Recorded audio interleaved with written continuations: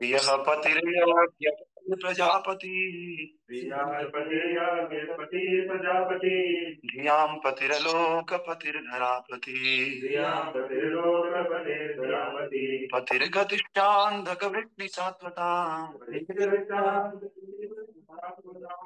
पतिर्गतिश्चान्धकवृष्णिसात्वताम्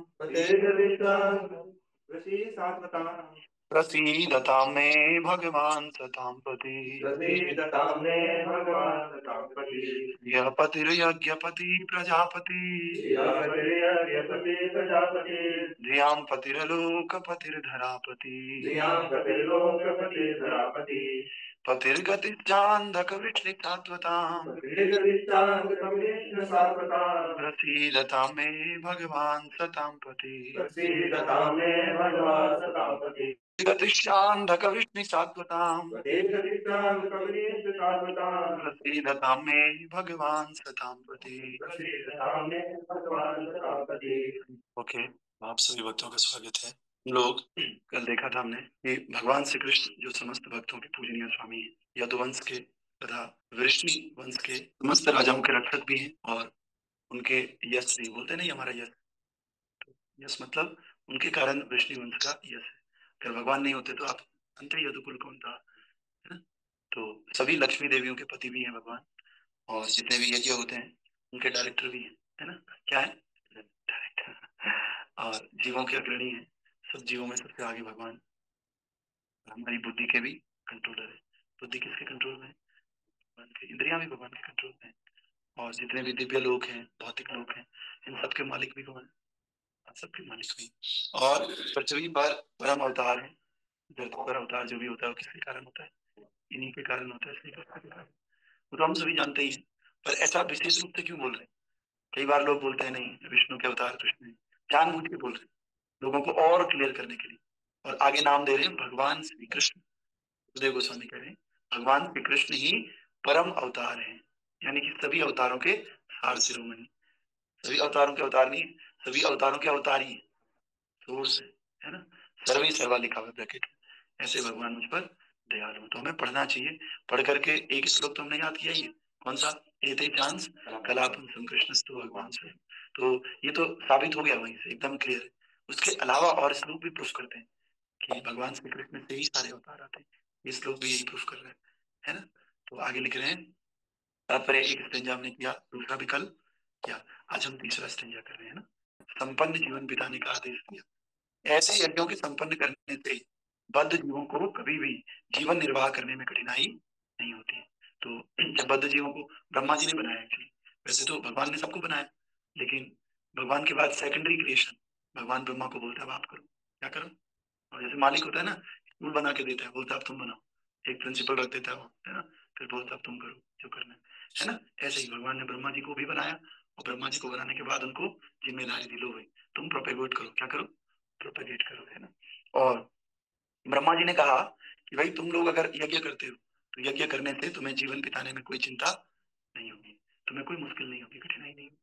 तो अंतोदगत्वा वे अपने जीवन को शुद्ध कर सकते हैं। वे देखेंगे कि उनकी उन्नति आध्यात्मिक जीवन में अपने आप ही हो गई, और वही जीव का वास्तविक स्वरूप है। तो ऐसा नहीं कि हम केवल जीवन निर्वाह करेंगे, आप जीवन के अंत में देखेंगे यज्ञ करते करते आपका जीवन भी शुद्ध हो गया। एक तो है जीवन निर्वाह करना, वो तो कोई मीट काट के भी कर सकता है, बुच्चड़ का काम करके, दारू बेच के भी कर सकता है, लेकिन उससे केवल जीवन निर्वाह होगा, जीवन की शुद्धि नहीं होगी। तो purification of life will be by the यज्ञ, सेक्रीफाइस। यज्ञ करने पड़ेंगे आपको, यज्ञ करने से जीवन भी चल जाएगा और जीवन शुद्ध भी हो जाएगा। तो हम लोग जीवन चलाने पे तो ध्यान दे रहे हैं, लेकिन जीवन को शुद्ध करने पे ध्यान। यज्ञ एक ऐसी वस्तु है जिससे दोनों काम हो जाएंगे, है ना? तो हम लोग भी यज्ञ करना चाहिए। तो बद्ध जीव को चाहिए कि वो कभी भी यज्ञ, दान तथा तपस्या का परित्याग किसी भी दशा में ना करे। हमको तीन काम जरूर करने हैं, यज्ञ, दान और तपस्या। यज्ञ क्या है? हरिनाम संकीर्तन, यज्ञ कर रहे हैं। भागवत महापुराण यज्ञ, ये भी यज्ञ है। दान, कभी दे दो, कुछ सेवा कर दो। तीन तरह से दान होता है ना, सेवा से, धन से और मन से, है ना? तो धन से अगर कोई दान नहीं कर सकता है तो सेवा कर लो, और सेवा से नहीं कर सकता है तो मन से कर लो। मन से कैसे होता है? मन से जप करके, मन पवित्र हरिनाम सो, हरिनाम से मन पवित्र होता है। तो अब कैसे सेवा? आपने तो जप अपने लिए किया, जब आप जप कर रहे हो ना, तो उससे दूसरे लोग इंस्पायर होते हैं। आपने दूसरे लोगों के लिए क्या कर दिया? सेवा कर दी। प्रचार कर दिया इसमें। तो दान और यज्ञ ये दोनों है। दूसरा, आपने जोर जोर से जप किया, मान लिया मैं एक कीड़ा हूँ, तो मैं कीड़ा तो जप कर नहीं सकता, तो इन्होंने दान कर दिया अपना हरि नाम, लो तुम सुनो और तुम उद्धार करो। तो दान कर सकते हो आप, यज्ञ करना बहुत जरूरी है। और तपस्या, तपस्या सुबह जल्दी उठना, थोड़ा सत्संग करना सेवा के लिए, है ना। और अगर जब अच्छा करना है या भगवान की आरती करनी है तो उसके लिए आरती धोनी पड़ेगी, दीपक भी बनाने पड़ेंगे, है ना। बनाने के बाद थोड़ा उनको खरीदने जाना पड़ेगा, भगवान के लिए फूल लाना पड़ेगा, नहाना पड़ेगा, और जल्दी नहाना पड़ेगा। और साथ में संग करना है तो अपने घर से उठ करके आना पड़ेगा। बड़े आप आए हो ना घर से उठ करके, नींद को त्याग करके, तो ये तपस्या है। सबसे बड़ी तपस्या है नींद को त्यागना। इसको त्यागना, अपने नींद त्यागी। देखो लोग 9 9 बजे उठते हैं ना, हम भी बहुत जल्दी नहीं उठ रहे, मैं और प्रयास करना है प्रगति करने का। लेकिन अपने जो स्टैंडर्ड टाइम था हमारा 9 o'clock, 9 o'clock से तो काफी जल्दी उठ रहे हैं, है ना। उससे पहले 8, मुझे याद है शुरू शुरू में भक्ति में आया था तो मेरा रूटीन था 7:15 पे उठने का, 7:15 एकदम आँख खुलती, फिर 7:30 7:15 तक पानी पिया, 7:30 8 बजे के आसपास वॉशरूम में गए, और 8:15 8 8:30 बजे से 9 बजे तक 4 माला करते थे, और अपने चले जाते थे बोले, 4 ही माला करते थे। तो वो 7:30 9 से लेकर कहाँ गया आदमी, 5 भी आ गया अगर कोई तो बहुत बड़ी बात है, 4:30 भी आ गया, 4 आ गया, बहुत बड़ी बात है ना। तो ऐसे ही हमें क्या करना है, प्रगति क्या है। प्रगति मीन्स ऐसा नहीं है कि आप 2:30 बजे उठने लगे तो वही प्रगति। प्रगति मीन्स 9 वाला अगर 3 बजे, 9 वाला अगर 8 बजे उठ रहा है तो उसने 1 घंटे की प्रगति की, 8 वाला 7 उठ रहा है 2 घंटे, 1 घंटे की, 9 वाला 6 उठने लगे तो कितने घंटे की प्रगति। आप पहले भी 5 उठते थे, अब आप 4:30 उठ रहे हो, कौन सी प्रगति की आपने, आधे घंटे की तो की है।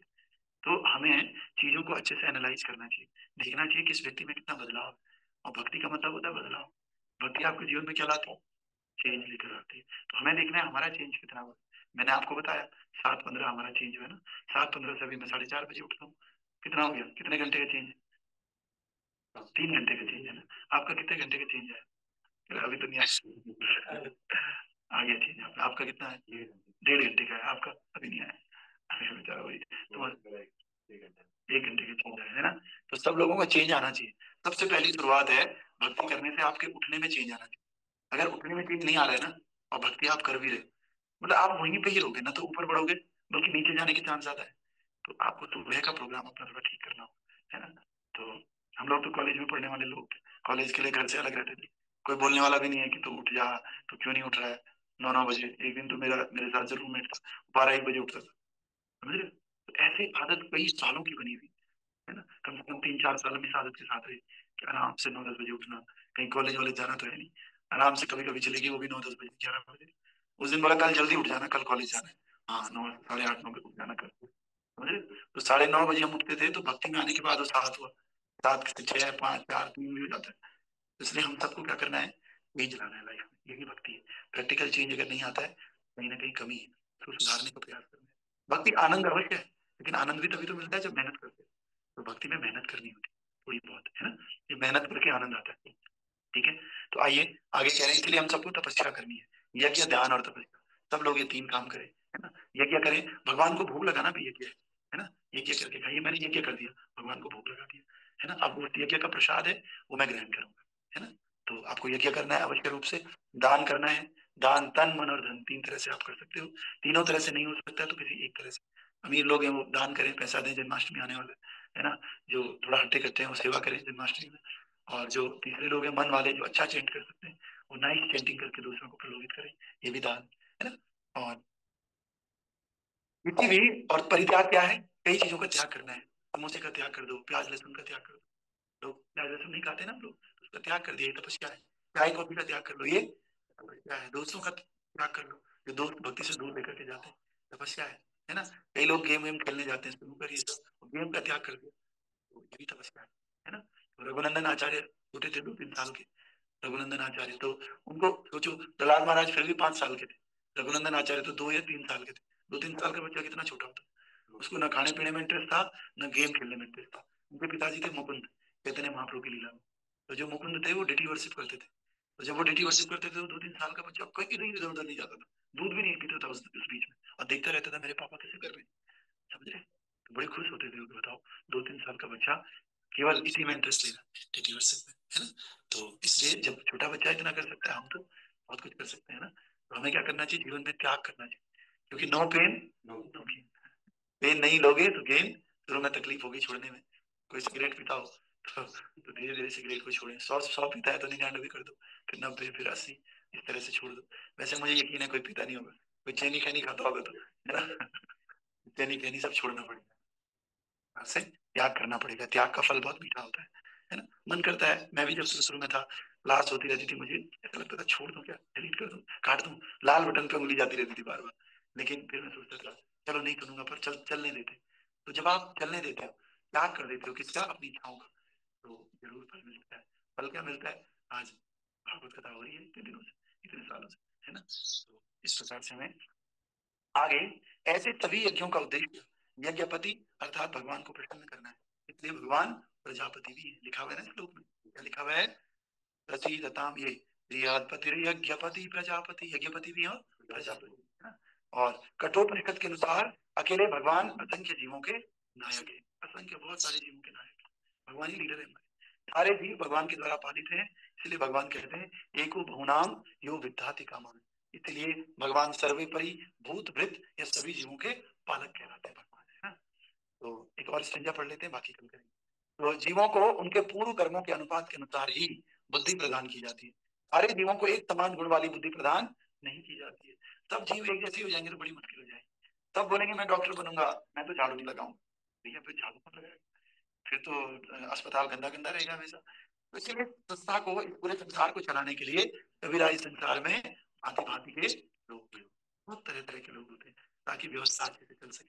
मान लिया एक ही रोटी है और बाकी चावल भी बना हुआ है, रोटी भी बनी हुई, पराठा भी बना हुआ है, सब लोग कह रहे हैं नहीं मुझे रोटी ही खानी, तो बाकी फिर चावल पराठा वही चले जाएगा और इससे एक रोटी के लिए झगड़ा हो जाएगा, या पेट भी नहीं भरेगा। इसलिए भगवान ने सबके मूड को अलग अलग बनाया, समझ रहे। लोग सोचते हैं कुंडली मिलाते हैं, गुण सेम होना चाहिए, दोनों को रोटी पसंद होनी चाहिए, नहीं। कुछ कुछ चीजों में ऐसे होता है, जैसे पंखा है, पंखा चलाना है तो दोनों पति पत्नी को अगर पंखा चाहिए होता है तो अच्छी बात है, एक को चाहिए एक को नहीं चाहिए तो यहाँ पे दिक्कत हो जाएगी। लेकिन हर चीज में ऐसा नहीं होता है, किसी किसी चीज में पति को अलग होना चाहिए, पत्नी को अलग होना चाहिए, तब जाकर के काम चलता है। दोनों के दोनों लड़ाकू हो गए एक गुस्से वाला है तो जाकर के सीधे हॉकी के डंडे निकाल देता है मारने के लिए दूसरों को, तो पत्नी क्या करती है, पीछे से रोकती है मत। मान लिया पत्नी भी बोले हाँ मार मार गड़बड़ हो जाएगा, है ना। मार, पति पत्नी दोनों सड़कों पर उतर रखे हॉकी लेकर के। तो इसीलिए भगवान ऐसी व्यवस्था बनाते हैं, एक थोड़ा ठीक है तो एक थोड़ा इस तरफ से खराब है ना। तो परिवार फिर चलता है, मम्मी पापा अगर एक ठीक है एक थोड़ा सा दूसरा, उसी तरह से परिवार चलता है। दोनों ही खराब हो गए तो, दोनों ही बढ़िया हो गए तो खैर अच्छी बात है, लेकिन ऐसा कम देखने को मिलता है।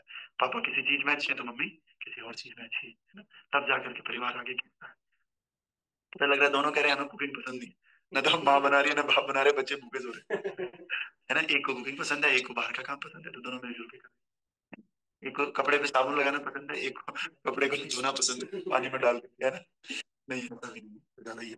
तो ठीक है, फिर आगे कह रहे हैं कि इसीलिए सारे जीवों को एक जैसे गुण वाली बुद्धि प्रदान नहीं की जाती है, क्योंकि बुद्धि के ऐसे विकास के पीछे भगवान का नियंत्रण रहता है, जैसा कि भगवत गीता में घोषणा यही है, क्या की गई है, 15.15 कह रहा है ना। तो करो है, सर्वश्चाहम हृदि सन्निविष्टो मत्त स्मृति ज्ञानम अपोहनम च। यहाँ पे कह रहे हैं मत्त स्मृति ज्ञानम अपोहनम च, मतलब मैं ही हर व्यक्ति को क्या देता हूँ, बुद्धि देता हूँ, और मैं ही हर व्यक्ति की बुद्धि को रन कर लेता हूँ। भगवान के पास कंट्रोल है, वो चाहे तो बुद्धि दे सकते हैं, चाहे तो बुद्धि हार सकते हैं, है ना। आपने देखा होगा कई आदमी ऐसे रहते हैं जो अच्छे रहते हैं, अचानक बोलते हैं "क्या हो?" तो अच्छा यार विश्वास ही नहीं हो रहा है, अचानक से ऐसा। ये भगवान बुद्धि करते हैं, है ना, किसी कॉज के लिए। अब उनका कॉज क्या है वो तो वही जाने, हमें क्या पता, है ना। लेकिन नोबेल कॉज के लिए ऐसा करते हैं, कुछ शिक्षा देने के लिए ऐसा करते हैं, ठीक है मंत्र, ठीक है। तो आगे कह रहे हैं परमात्मा के रूप में भगवान सबके हृदय में निवास करते हैं और उन्हीं से स्मृति, ज्ञान की शक्ति तथा विस्मृति भी आती है। अगर कोई बहुत इंटेलिजेंट है तो वो ये ना समझे कि मेरे पिताजी ने मुझे दिया, किसने दिया, वो भगवान ने। कोई बहुत बुद्धू है तो उसके कर्मों के अनुसार भगवान ने ऐसा, बोलते हैं ना गॉड गिफ्टेड, बहुत तेज दिमाग, जल्दी याद हो जाता है उसका। उसने कोई मेहनत नहीं की उसके लिए, की क्या मेहनत, कोई मेहनत करके अपने दिमाग को तेज कर सकता है, नहीं, समझ रहे हो? दिमाग का जो इंटेलिजेंसी है वो क्या है, गॉड गिफ्टेड है ना। हाँ वो हार्ड वर्क करके सक्सेस ले सकता है, ऐसी बात नहीं है ना। लेकिन जो उसका आईक्यू लेवल है ऊपर से डिसाइड होकर क्या है, वो थोड़ी बदल सकता है ना। वो ज्यादा मेहनत करने की जरूरत है, जो इसका आईक्यू लेवल कम, इससे ज्यादा उसको जल्दी याद हो जाती है बिना। ये किसने दिया, भगवान कह रहे हैं मत्त स्मृति ज्ञान अपोहनम, मैंने दिया है यार। इसलिए लोग बोलते हैं कि गॉड गिफ्टेड है ना। तो कई लोग बोलते हैं गॉड गिफ्टेड है पर गॉड को मानते हैं। नहीं है तो गॉड गिफ्टेड है, हाँ, पर मैं गॉड को नहीं मानता। जैसे कहते हैं एक व्यक्ति भगवत कृपा से अपने भूतकाल के कार्यों को भली भांति स्मरण कर सकता है, जबकि दूसरा व्यक्ति नहीं कर सकता है। एक व्यक्ति को मुझे बताओ उस दिन क्या हुआ था, कहेगा यार मैं भूल गया हूँ। दूसरे को बोलो हाँ मुझे याद है, उसके बाद हमने वो किया था, फिर वहां भी गए थे और ये रास्ता यहाँ आ जाता है। किसी को बोलो कहाँ गए थे उस दिन, रास्ते यार रास्ता नहीं याद होता है मेरे को, कम से कम 4-5 बार देखना पड़ेगा। किसी व्यक्ति ने एक बार अगर देखा ना, बोला, प्रभु जी चलो तो सही, अरे मैं बता रहा हूँ इधर है, राइट फिर लेफ्ट, फिर मकान नंबर नहीं, लाल वाला गेट निकाला वाला है, और काले भी अगर दो है तो उसके ऊपर ऐसे मंदिर जैसे बना हुआ था वो वाला है। अच्छा समझ गए क्या है, मेमोरी है गिवन बाय कृष्ण। इस मेमोरी का कोई गलत यूज करके या तो मेमोरी को खत्म ही कर देता है, या फिर खाने के बारे में इस मेमोरी को लगा लगाता है। कोई इसी मेमोरी का यूज करके परिवार का भी पालन करता है, भगवान की भक्ति भी बहुत अच्छे से करता है ना। तो ऐसा हमको अगर भगवान ने कुछ दिया तो वो करना चाहिए। तो एक स्टेंजा और पढ़ लेते हैं ना, आज संडे है तो, संडे हो या मंडे कभी ना खाओ अंडे। तो बद्ध जीव आगे कह रहे हैं कोई व्यक्ति भगवान की कृपा से अत्यधिक बुद्धिमान होता है, किंतु उसी नियंत्रण से दूसरा व्यक्ति मूर्ख होता है। रूपा जी कह रहे हैं एक बहुत बुद्धिमान होता है, दूसरा होता है। अतएव भगवान ध्यान पति धिया, धिया बोलते हैं बुद्धि को, और पति मतलब स्वामी, भगवान बुद्धि के स्वामी है ना। और अब लास्ट संजय पढ़ते हैं मतलब आज के लिए, और फिर कल इसको पढ़ेंगे। बद्ध जीव भौतिक जगत के स्वामी बनने का प्रयास करते हैं। प्रत्येक व्यक्ति अपनी उच्चतम बुद्धि का प्रयोग करके भौतिक प्रकृति पर प्रभुत्व जताना चाहता है ना। हर व्यक्ति चाहता है मैं स्वामी बनूं, जाने अनजाने। भक्तों में भी ऐसा हो सकता है, ग्रॉस लेवल पे, सूक्ष्म लेवल पे हमें ऐसा लग सकता है कि मैं स्वामी बनूं, बाहर से नहीं है इच्छा, लेकिन अंदर से कभी कभी ऐसा होता है कि नहीं मुझे स्वामी बनना है। समझिए हाँ, बद्ध जीव द्वारा बुद्धि का ये उपयोग पागलपन कहलाता है, और जो जितना ज्यादा इंटेलिजेंट होता है ना उसको स्वामी बनने की उतनी ज्यादा इच्छा होती है। देखा आपने बात है ना, जो बेचारा सिंपल है तो ठीक है बस काम करना है खाना पीना है ना, है ना।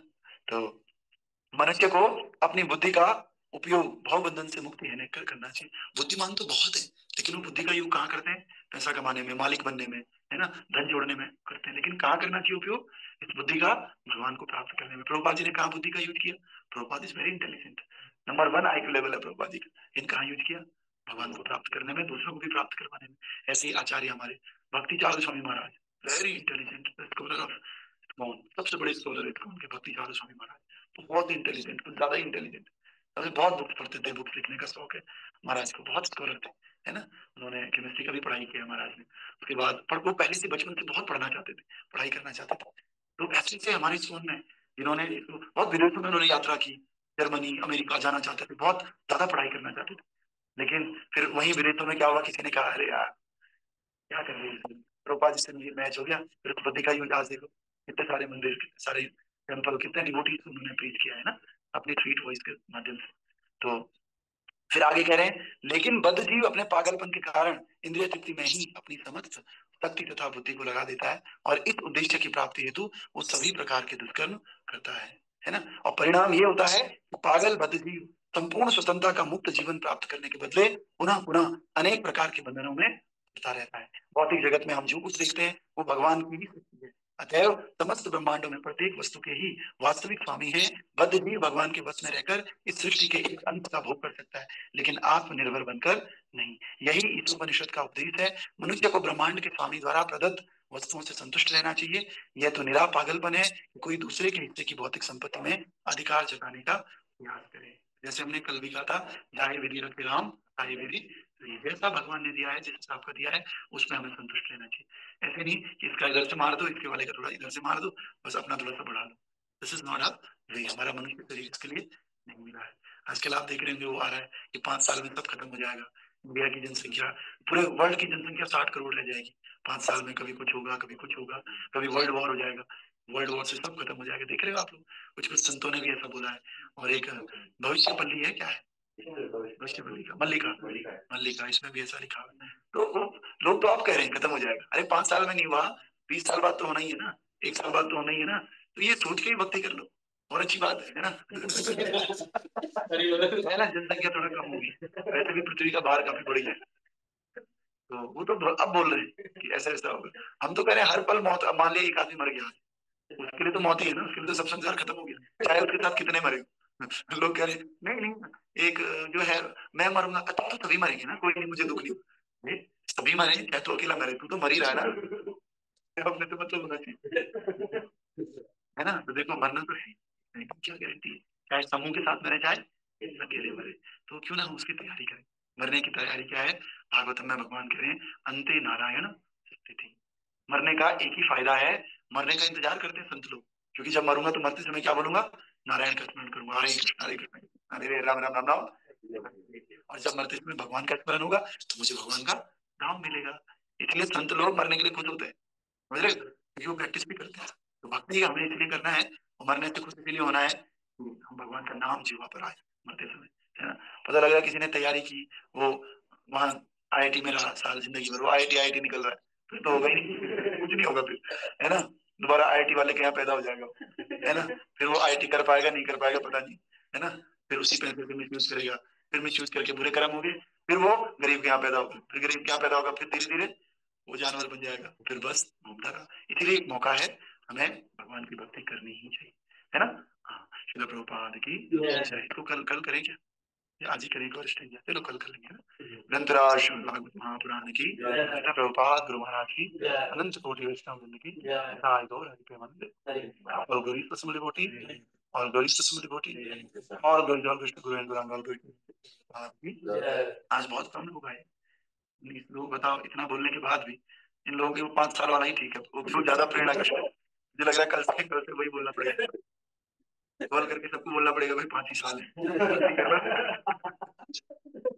ऑनलाइन भक्तों को किसी को क्या नाम है, कोई डाउट तो नहीं है, कोई प्रश्न तो नहीं है किसी का।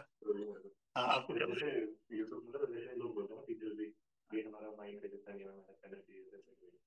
माइंड सेट इतना नहीं है। मतलब कहीं ना कहीं कहते हैं ना कि आपको मेहनत करना चाहिए, ज्यादातर जैसे धीरे धीरे जो टीचर होता है वो बोलता है मेहनत करना चाहिए, तो क्या मतलब सही में ऐसा है कि मेहनत तो करनी चाहिए, ठीक है।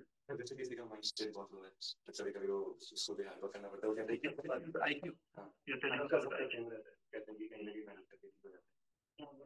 मैं वही तो कह रहा हूँ, practice makes man perfect. IQ level ठीक नहीं होगा उसका, समझ गया, जिसमें उसने प्रैक्टिस की उसकी इतनी प्रैक्टिस हो जाएगी, ये वो बस होगी जैसे गाड़ी सीखनी, इंटेलिजेंट आदमी फट से सीख गया, है ना। अच्छा जिसका थोड़ा कम है माइंडसेट, वो देर में सीखा, लेकिन जब दोनों सीख गए तब तो बराबर हो गया ना, समझ गए। लेकिन अब और दूसरी कोई नई चीज सीखो, उसके लिए ये वाला फिर से जल्दी सीख जाएगा, इस वाले को फिर से हार्ड वर्क करना पड़ेगा। यानी कि हार्ड वर्क आवश्यक है माइंडसेट कम वालों के लिए। आईक्यू लेवल माइंडसेट एक ही बात समझ रहे हो आप। हाँ, तो आईक्यू लेवल इसका कम है, इसलिए थोड़ा हार्ड वर्क करता है, तो खुद भी पता चल जाए। यानी कि बादाम खा लो, बादाम से दिमाग बढ़ेगा। बादाम की तरह स्ट्रक्चर होता है अंदर खोपड़ी के अंदर बायोलॉजी में, तो लोगों ने कहा हाँ, अखरोट की तरह, हाँ ये बादाम बादाम अखरोट जैसे लग रहा है, खा लो दिमाग ठीक हो जाएगा। ऐसा नहीं होता है ना। तो कहने का मतलब वो ठीक कह रहे हैं, ऐसा नहीं कि आप मेहनत से कुछ भी कर सकते, लेकिन आपको मेहनत और करनी पड़ेगी ज्यादा।